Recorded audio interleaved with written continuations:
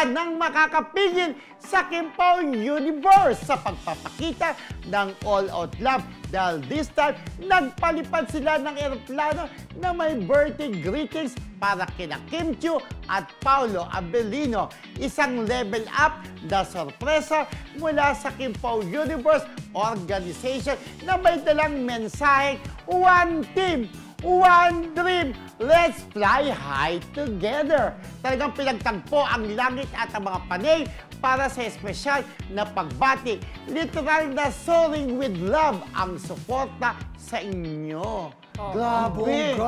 Yung iba, di ba, parang magkaroon ng greeting sa Times Square, tapos sa MOA. Marami actually, hindi lang yung Kim Pao Universe, kanya-kanyang paandar ang mga fans, ang Kim Pao Team Abroad Official, of course. Kanya-kanya. Yung iba dinaan sa charity. Oo, ganun, sila, diba? Emily Gomez, talagang may charity rin sila. Pagpapakita na nila ng suporta kay, kay Kim. So, pero mahal to ha. Oo. Yung pagpapalipad ng eroplano. Kaya nyo rin sila. Actually, meron din Kim Pao Night Shift, tama ba? Kim Pao Night Shift naman. Alam niyo yung sa MOA, yung global doon. Nilagyan ng happy birthday. Correct. Paolo, happy birthday. Teacher, umiikot-ikot. Ginastusan talaga nila. Pero nauna sila Emily Gomez, ibang fandom, di ba? Sila Emily, meron ng charity. Ito naman, aeroplane. Maganda sana yan. Pinasakay tayo Abangan ng paandar ni Ate Carms. Si Ate Carms, may paandar din niya Kim Pao. Ate Carms, siya pa magpapauli. Nauna na yung paandar niya kasi di ba silang dalawa ni Janet.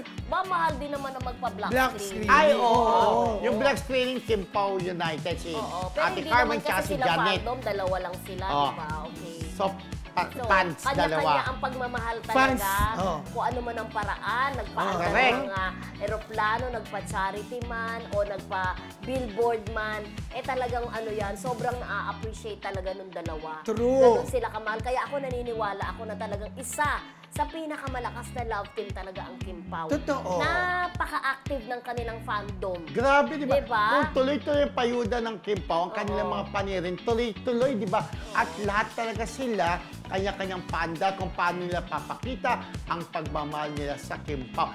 Ngayon po, alam namin kung nasan yan, magjowa na yan, habang nagse-celebrate ng birthday si Paolo, nasa isang island, bonggang-bongga. Bukas yung details, Bukas yung details, panoorin niyo po bukas, di ba?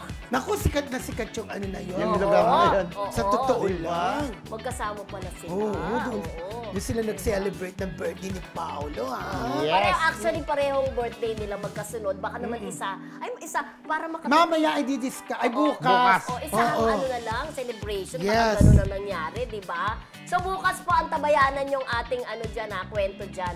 Tungkol dyan sa Kim Pao. Marami po kami ikukwento. Correct!